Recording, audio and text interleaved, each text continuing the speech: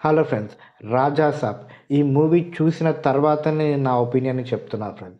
నిజంగా రివ్యూ చూసి, ఇవన్నీ చూసి నాకు భయమైంది ఎందుకు మూవీకి వెళ్తున్నానని.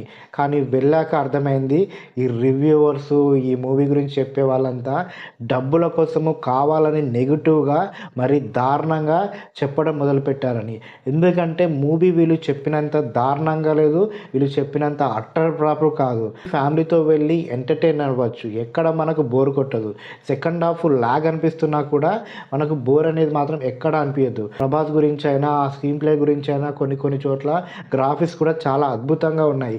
మనం ఇలాంటి సినిమాలను థియేటర్‌లో చూస్తేనే మనకు మంచి ఎక్స్‌పీరియన్స్ వస్తుంది. ఓటీటీలో చూద్దాం అనుకుంటే మాత్రం అలాంటి ఎక్స్‌పీరియన్స్ మిస్ అవుతారు. అండ్ ఇప్పుడు నేను రివ్యూవర్స్‌కి ఓపెన్ ఛాలెంజ్ చేస్తున్నాను ఫ్రెండ్స్. మీరు గనక నిజంగానే ప్రేక్షకుడికి మంచి సినిమా కావాలి, మంచి సినిమా తీయాలన్న ఒపీనియన్ ఉంటే మీరంతా కలిసి, ముఖ్యంగా బార్బెల్ అండ్ రగడి, పూల చొక్క అంతా కలిసి ఒక మూవీని రాయండి. ఒక ప్రొడ్యూసర్ దగ్గరికి వెళ్ళండి, మూవీని డైరెక్ట్ చేయండి. ఆ తర్వాత మీరు ఎలాంటి సినిమా ప్రజలకు ఇస్తారో అని అర్థమవుతుంది. ఎన్నో కోట్లు పెట్టి తీసిన సినిమాలని మీరు చూసేసి వచ్చి ఒక రోజు కూడా దాటక ముందే ఆ సినిమా బాగోలేదు, అది ఇక్కడ కరెక్ట్ లేదు, ఇది అక్కడ కరెక్ట్ లేదు, మాకు అది క్లియర్గా కనిపిస్తుంది, హీరోయిన్లు అసలు ఎందుకున్నారో, అసలు ఇంత చెత్త వాగుడికి లక్షల వ్యూస్ ఏంటో, పబ్లిక్ అంతా నిజంగా వీళ్ళకి సపోర్ట్ ఏంటో, అసలు వీళ్ళకి కామెంట్ చేసేవాళ్ళు మూవీ చూసొచ్చి కామెంట్ చేస్తున్నారో తెలియదు, ఏదో నెగిటివ్ చేద్దామని కామెంట్ చేస్తున్నారో తెలియదు. నిజంగా మన పబ్లిక్కి నెగిటివ్ అనేది ఇష్టంగా మారిపోయింది ఫ్రెండ్స్.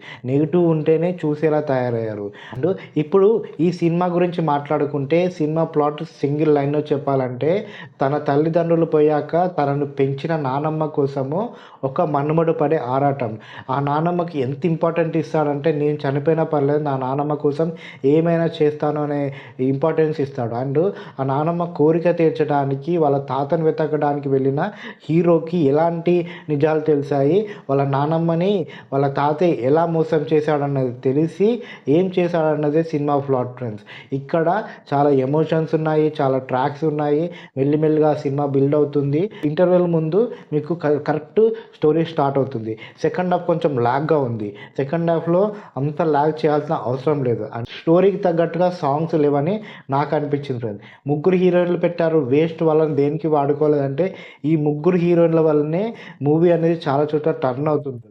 ఒక చోట హీరోకి డబ్బులు అవసరం ఉండి ఒక హీరోయిన్ డబ్బులు ఇస్తే, మరో చోట ఒక హీరోయిన్ డబ్బులు తీసుకొచ్చి అక్కడ వాళ్ళ తాత ఎక్కడున్నాడన్న దారి హీరోయిన్ చెప్తే, ఇంకో చోట ఒక హీరోయిన్తో ప్రేమలో పడ్డ హీరో ఇలా కొన్ని సిచ్యువేషన్లో టర్న్ అయిపోయాడు అన్నది ఇంత క్లియర్గా హీరోయిన్లను కూడా వాడుకున్నారు. హీరోయిన్లకు ఎక్కువ స్పేస్ ఇవ్వలేదంటే, ప్రభాస్ లాంటి ఒక డైనోసార్ లాంటి యాక్టర్ని పెట్టుకొని, పాన్ ఇండియా రేంజ్ యాక్టర్ని పెట్టుకొని మిగిలిన వాళ్ళకు స్కోప్ ఎందుకు ఇస్తారు?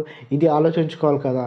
నిజంగా ఈ మూవీ చూశాక నాకైతే ఎక్కడ వీళ్ళంతా చెప్పినట్టుగా అనిపించలేదు. థియేటర్ నుంచి బయటికి వస్తుంటే కొంతమంది పిల్లలు, కాలేజ్ స్టూడెంట్స్ మాట్లాడుకుంటూ వస్తున్నారు, ఎవర్రా సినిమా బాగోలేదు అన్నది, అసలు బాగానే ఉంది కదా సినిమా అంటూ అరుస్తూ బయటకు వస్తున్న ఆడపిల్లల్ని చూశాను, ఫ్రెండ్స్ని చూశాను, నవ్వుకుంటూ బయటకు వస్తున్నారు. నిజంగా ఈ సినిమాని కావాలని నెగిటివ్ చేశారని మాట్లాడుకుంటూ బయటకు వస్తున్నారు. ఇలాంటి సినిమాని ఎందుకు ఇంత నెగిటివ్ చేశారు? అండ్ ఇక్కడ ప్రభాస్ అంటే ఈ సలార్ సినిమాలో లాగా ఈ 100 మంది నరుక్కుంటూ, 50 మంది నరుక్కుంటూ, సాహో సినిమాల్లాగా నరుక్కుంటూ వెళ్ళిపోయారు అంతేనా?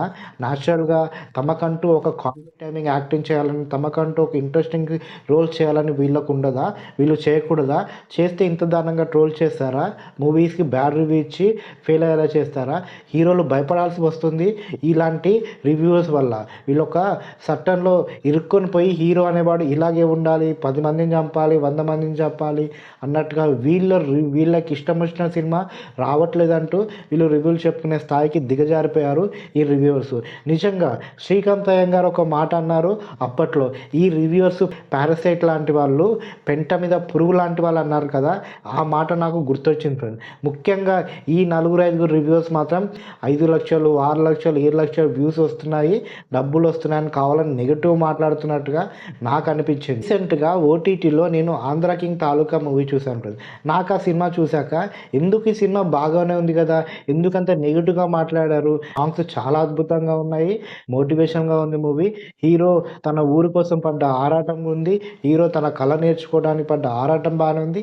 ఎందుకు మరీ సినిమా బాగోలేదు, ఇలాంటి సినిమా తీస్తారా అన్నట్టుగా సినిమాని ఎందుకలా చంపేశారు? ఓటీటీలో చూశాక మాత్రం నాకు మాత్రం సినిమా ఎందుకు థియేటర్‌లో మిస్ అయ్యానని అనిపించింది. నిజంగా ఈ రివ్యూస్ కొంచెం మారాలి. ఈ సినిమా నైట్ రిలీజ్ అవుతుందని నైట్ రిలీజ్ అవ్వగానే పొద్దున వచ్చేసి 7 గంటలకు, 6 గంటలకు రివ్యూల పేరుతో సినిమా అట్లుంది, ఇట్లుందని పెట్టేస్తే ఒక డైరెక్టర్, ఒక హీరో, అక్కడ కాస్ట్ వాళ్ళ కష్టం మీకేం తెలుస్తుంది? అండ్ నిజంగానే ప్రజలకు మీరు మంచి చేయాలనుకుంటే ఈ పెరిగిన ఈ టికెట్ రేట్ల గురించి మాట్లాడండి. ఈ పాప్‌కార్న్ రేట్ల గురించి మాట్లాడండి. ఏమైనా అసభ్యకరంగా చెత్త కంటెంట్ చూపిస్తే దాని గురించి చేయండి. రేపు సినిమా తీసేవాళ్ళు జాగ్రత్త పడతారు. చెత్త సీన్స్ పెడితే రివ్యూవర్స్ కూడా క్వెషన్ చేస్తున్నారని. అలాంటి వాటి గురించి మాట్లాడాలి తప్ప ఒక సినిమాని వీళ్ళు రివ్యూల పేరుతో చంపేస్తున్నారని నాకైతే అనిపించింది ఫ్రెండ్స్.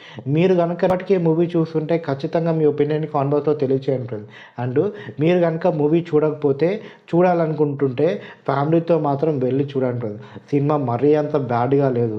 టికెట్ రేటు తగ్గాకనే ఫ్యామిలీతో వెళ్ళి ఆహ్లాదకరంగా చూసిరండి. ఎందుకంటే ఇలాంటి పెద్ద స్కేల్ ఉన్న సినిమాలు థియేటర్‌లోనే బాగుంటాయి. గ్రాఫిక్స్ అక్కడక్కడ కొంచెం దెబ్బతీసినా ఓవరాల్‌గా మాత్రం పర్వాలేదు, బాగుంది అని నా ఒపీనియన్ ఫ్రెండ్స్. మొదటిసారిగా మా ఛానల్‌కి వస్తే ప్లీజ్ మా ఛానల్‌ని సబ్స్క్రైబ్ చేసుకోండి.